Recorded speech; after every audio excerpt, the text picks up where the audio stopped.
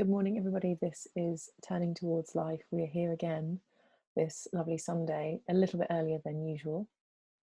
And it's week 74, Justin just told me before we came live. So we are on week 74 of this wonderful venture, which is Turning Towards Life. And we're very, very happy to be here. I'm just going to get a cup of tea. So welcome, everybody, whether you're listening live or whether you're listening catching up, which we know lots of people do. We're very, very, very glad to be here. And also this thing that Justin's posted, this piece of writing by Robert Keegan, is so kind of prompted since I saw it on Friday, this big fat inquiry with me. And so I'm very, very glad to be embarking on this passage, Justin. Thank you, Lizzie. Morning, everyone. Feels very good to be back. I don't know why counting the weeks it feels important to me. I suppose it's a measure of we've been doing this for a while, and here we are, keeping on coming back. It's one of the I know it's one of the ways that I have of turning back into life, having a practice of turning back towards. So it's doing for me what it says on the outside that we should do.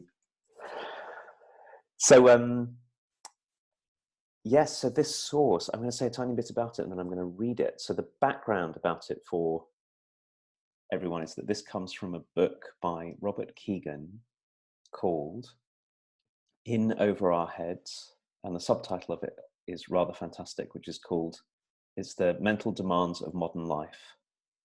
And there's two premises of the book which are really helpful to know before we read anything. So one is that most of us are in over our heads most of the time, because the world is so complex and confusing and requires so much of us to navigate through it. So it's a book about how we might respond to that. And his response to it is a developmental one. So that might make some sense of the language that's in here, that repeatedly in the book, he talks about what it is for adults to move from one developmental stage in life to another. And I suppose the thing to know, if you're listening to us and you haven't come across this before or thought about this before, the premise is that adults do develop. Our development doesn't stop just because we stop being teenagers or something. And the second thing is that you can talk about developmental stages in a way that makes sense, so that you could see patterns across many, many different people, and that each successive developmental stage, developing doesn't make you into a better person, like more valuable or something. But what it does do is it opens up possibilities that weren't there for us before. So things we could see or things we could do or ways we could respond to the world. Just like when babies go from lying on their front to crawling, something new is possible. Or when oak trees go from being a sapling to being a mature oak, something new is possible. So that's the frame for all of this. And I wanted to say all of that before we read, because I think it will help with understanding this, particularly when he talks at the beginning about the move from one order of consciousness to another. So that's a developmental step. There's lots that could be said about the particular ones he's talking about, but I think the principle here is the wider principle is the thing. So I will read first. I have called this Reclaiming the Abandoned Parts of Ourselves. This was my addition to Robert Keegan's work, because it comes in the middle of a chapter. The transformation from the self-authoring third order to the self-transforming fourth order of consciousness is akin to leaving the family's faith.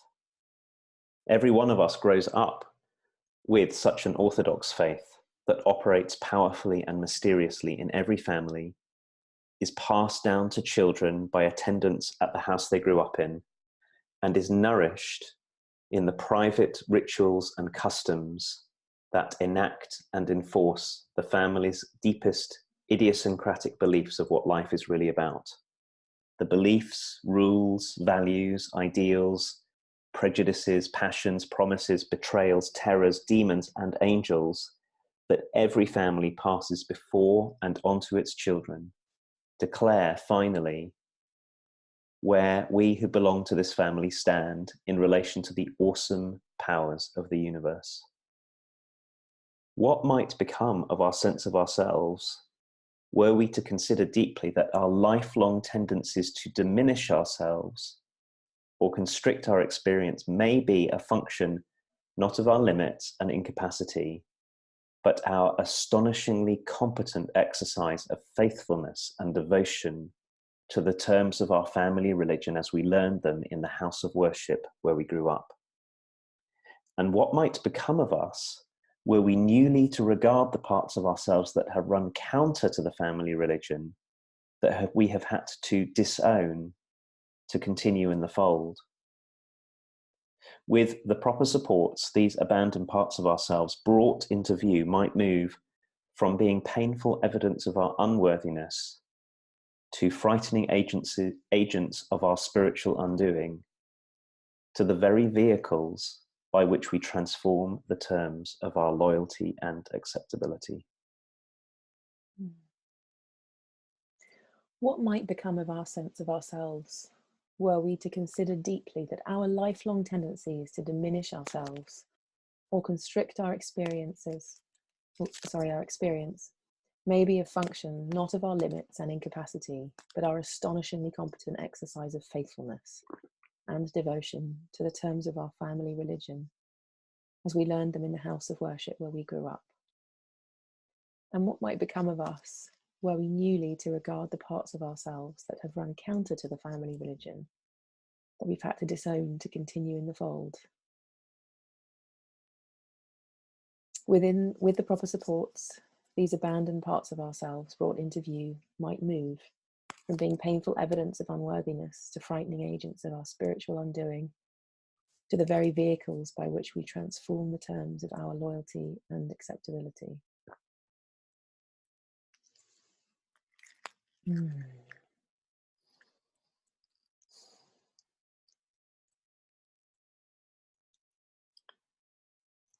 So you said, Lizzie, when I posted this the other day, you put a comment in our Facebook group about this. And so I was wondering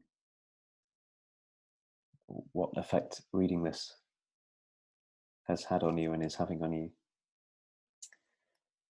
You know, interestingly, the first thing that I feel totally kind of drawn into is the language around faith and religion and orthodoxy. And you might be able to say more about this, Justin, but I don't have an outside organized something that is a I don't know, a magnifier or a strengthener of the system of my family. But I can feel the strength of my own, just my family is quite enough, let alone a whole religion or a whole set of practices, like you're being in a Jewish community or somebody being in a Catholic community or something. Like I can feel this enoughness of, just a group of 5 people and some extended family that's not very big is enough for me to feel like it's an Orthodox religion, let alone with a whole other layer on it. So I'm super interested to hear about that from you as well. But it's like, for me, I think you said this last week. You said, what if all of these really tricky parts of our lives are actually an expression of a deep loyalty to something, and how that was a real gift to me to feel that feeling of, I'm being loyal to something here. There's some good in me that's having it be this way, and I really appreciated that. And I think in the reading of this, so it feels to me that it's so easy to be blind to the things that this is pointing to. It's so easy to be blind to the way that my system has made me into the person that I am through the boundaries that it's set for me in terms of the person I can be and the person I can't be, or should be and shouldn't be.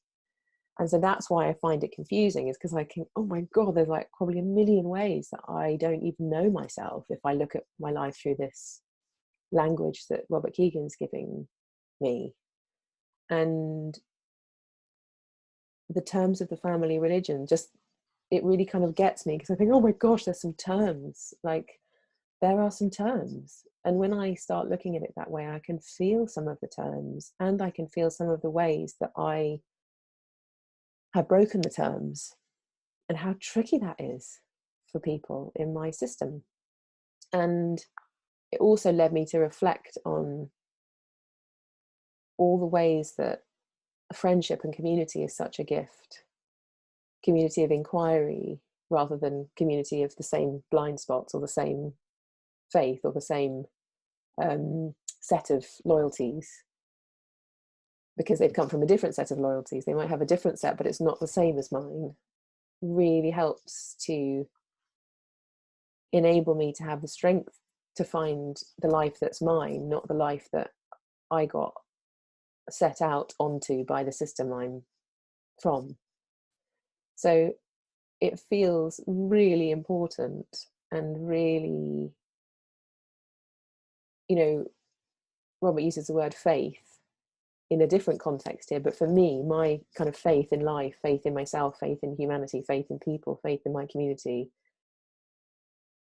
that's what it takes for me to find the places that I'm restricted by the narrative that I was raised in my education system as well, and my family, which by the way has lots of wonderfulness about it that I'm happy to still be committed to and be loyal to, but there is some stuff I'm not happy to still be loyal to.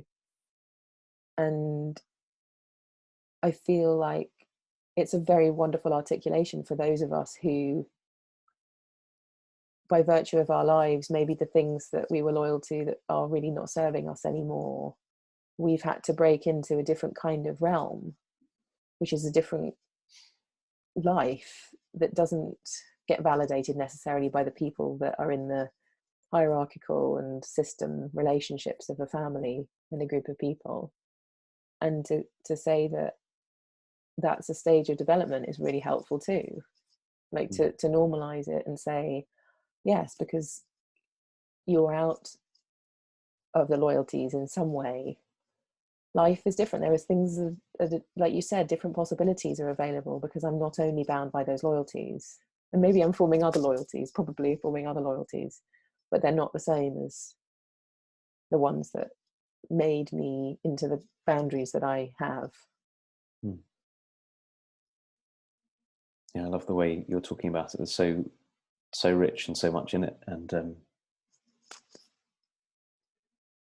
I was thinking there's lots to respond to in what you just said. One of the things I was thinking about was just now was how necessary our family religions are and how necessary our loyalties are. So it would be a mistake to read this as if what he was saying was, it would be much better if we grew up without a family religion.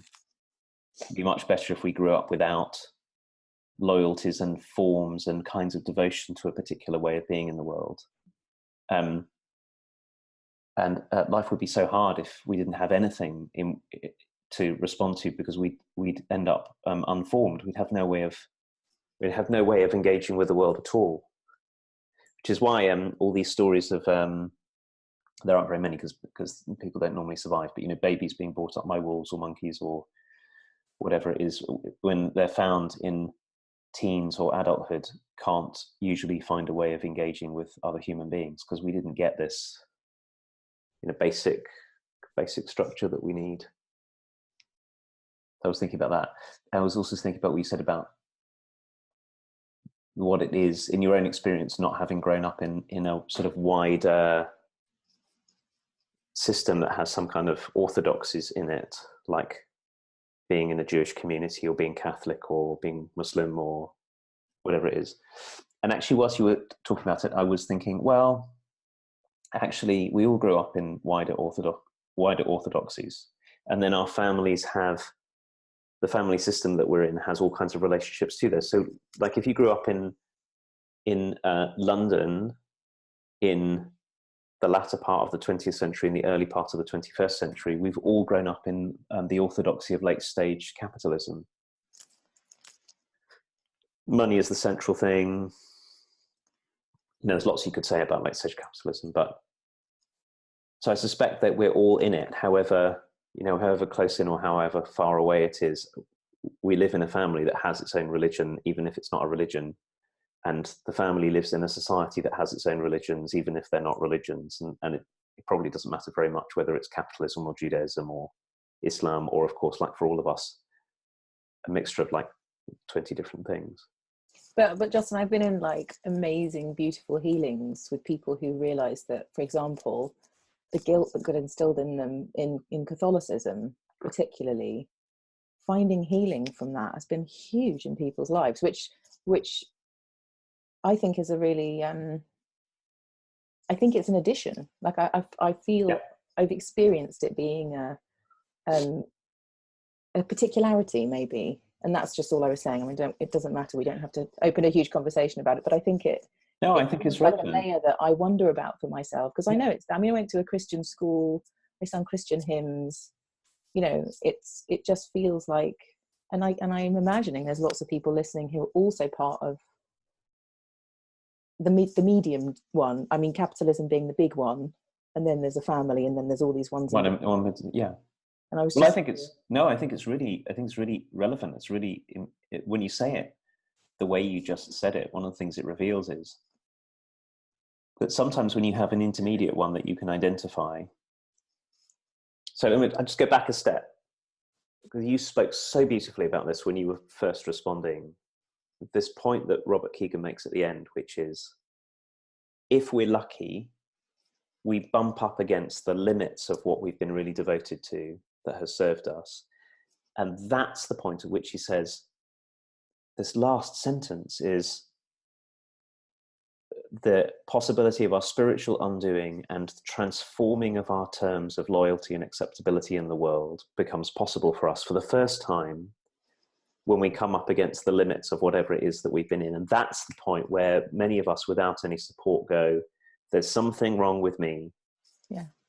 This is terrible. I am a terrible person because I feel, well, mostly because we come under the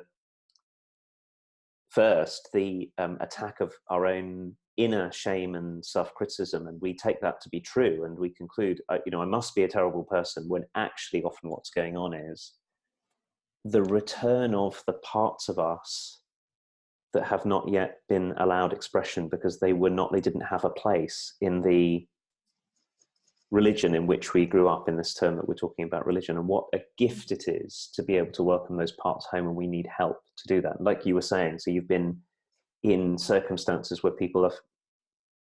there's an experience of being healed from guilt and shame.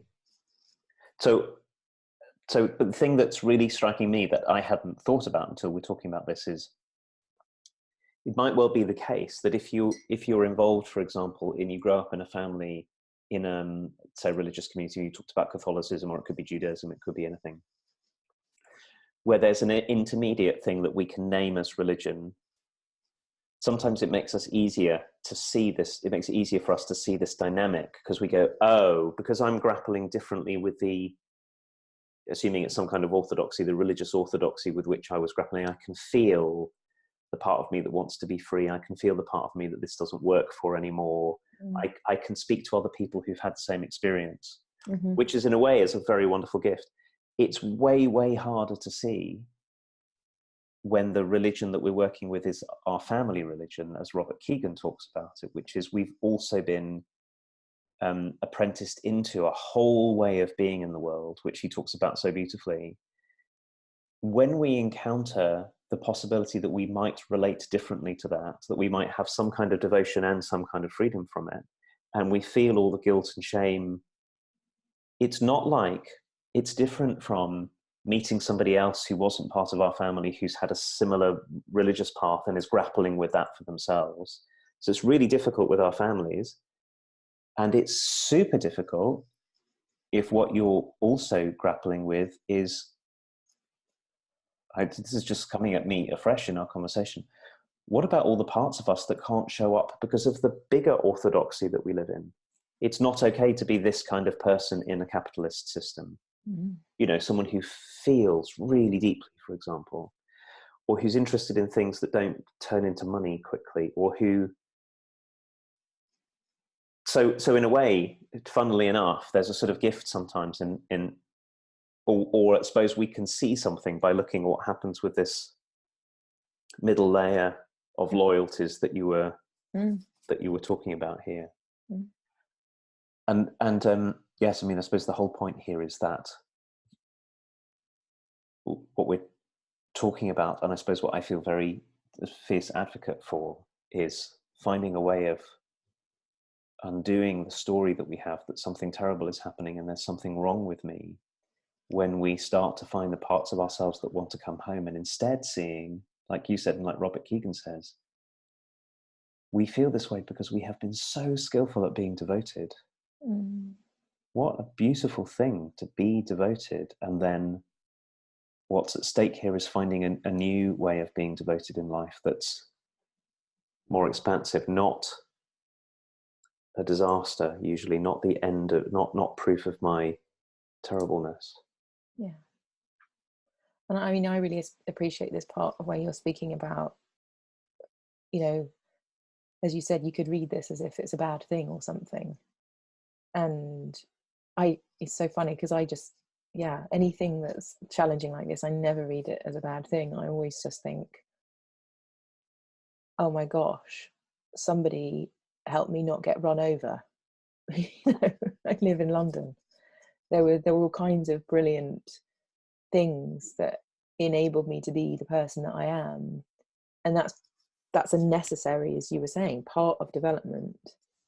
And to find a way of acknowledging that and being grateful for everything that all my orthodoxy, being grateful for the fact that there was a starting point from which I could have a life and inquire about it and question it and have enough awareness to say to myself, is that who I want to be, or is that not who I want to be?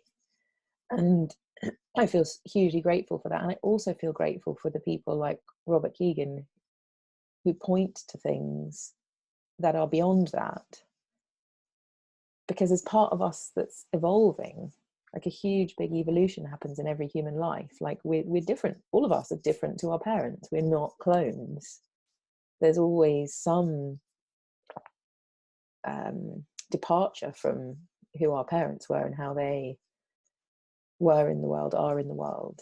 And in bringing the conversation forth about what those differences might be and how we can move forward in our lives in welcoming that difference rather than being ashamed of it, it feels like such a big gift. And for me personally, it also helps me to put those differences in a really welcoming box or something, like a welcoming place, so that I can feel very generous with myself about moving away from certain things rather than towing the orthodox line, to use Robert's language, and to feel like I don't have the same prejudices. I don't have the same, they might be different ones, but they're not the same. And I find it really helpful that there's language for this and to welcome those parts of myself. Like sometimes, you said welcome back the parts of ourselves. Sometimes I think that the parts that I get to welcome back feel like they're not even there in a way. Like it's a really strong experience of thinking, oh, so if this is what I intend to be and I can't find it in myself to be that way, I definitely believe that we're born with a full spectrum of human experience possible to us, and it gets kind of shaped in this way that we're talking about. But the experience of claim something often feels, but I don't have that. Like I don't have it to give. I don't have it to draw on. Yes. Because it feels like it's really genuinely not there, rather than I'm just reclaiming that from the bookshelf. It doesn't feel like that. I know the language is accurate, but my experience of it is it's really, really hard as well. It's not an easy thing to be something that you've never got taught to be. This is why I'm thinking so much, of course, the background to all of these conversations between us is come from the kind of coaching that we both do and that we both are involved in teaching and bringing to the world. And that one of the parts of that is having somebody around who can see this and who can invite the possibility of taking up a new kind of practice. So you can practice something, because it's not, I'm really with you, that it's not often just a matter of, oh, let me find, I love that you just said, let me go to the bookshelf and see, you know, for me, for example, it was, has been, was, still is in many ways, working with the parts of me that can be forceful and fierce and angry, for example. And it's not just a matter of going and getting, oh, let me have that right now, I can be. Not at all. It's very often, it's practicing acting in new ways, being in new kinds of relationship, expressing in ways which are totally unfamiliar to me, or at least unfamiliar in me. I might have seen them in other people, but are unfamiliar in me. And this is the point that Robert Keegan makes so brilliantly right near the end, about what if we, instead of looking at our lifelong tendency to diminish ourselves as, what does he say? Instead of, they're not, it's not because we have some kind of incapacity, it's because we've been really loyal to something else. And that the diminishing is a way that we keep ourselves away from the things that we barely even know are there. Sometimes we discover them ourselves, but sometimes what really helps is joining like you said, joining a community of people who have other practices to the ones, different kinds of conversation, different ways of being, or having somebody alongside us who can help us. When I took up, you'll know this, Lizzie, but when I took up kickboxing, I used to walk past the kickboxing dojo at the end of my road for years, going, tut, tut, tut, how can anybody do such a terrible thing? Which is a really great example of the part that keeps all of that away. When I took up kickboxing, people who knew me, some people would say, oh, that's not very like you. Like, don't do that. And then on entering into it, finding that it was at once incredibly unfamiliar and deeply, deeply familiar at the same time. The part of me that could kick and punch and move and be forceful was really unfamiliar to me, and yet at the same time not at all alien. And it really helped. It so helped to keep on remembering and keep on being reminded by sufficient people who love me that this is part of the work of stepping into life more fully, and all of the things it brings up about I shouldn't be this way are exactly what we encountered because we are working with what we've poured our love into. And this is so in a way, I think what's occurring to me is that this transition that Robert Keegan talks about, in a way, is about finding a way to love that which we have not yet loved. Because we've been so fiercely loving this and not this.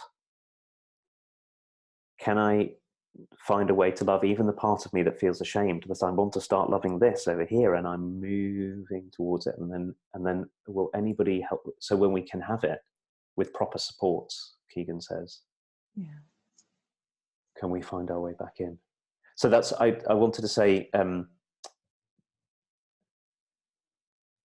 when you were talking earlier, it struck me about why this isn't self-improvement. The narrative in our culture, the orthodoxy in our culture is that one should self-improve all the time. This is not self-improvement, like there's something wrong with me and I have to better myself. This is much more like, well, as we've been saying, the work of welcoming home, that which we didn't even always know had been abandoned. It doesn't make us better people, but boy, does it open life out when we can. So I've been talking and talking, and I've talked us right up to the end of our time. So I just want to say thank you to you, Lizzie. And I also want to remind everyone that Lizzie and our very, very wonderful colleague, Sue, are going to be leading our Foundations of Coaching program, Coaching to Excellence, on April I think it's the 8th and 9th, Lizzie, isn't it? I keep on looking this up. Yes, April the 8th and 9th in London. And you can find out more on the thirdspacecoaching.com website, and we would love you to join us. And that's the note on which I'm going to say goodbye. Thank you so much, everybody. This has been very wonderful. And I feel like, again, we could just keep talking about this next week too. It's be wonderful. So thank you. Thank you, Justin. We'll see you all next week. Bye. Bye-bye.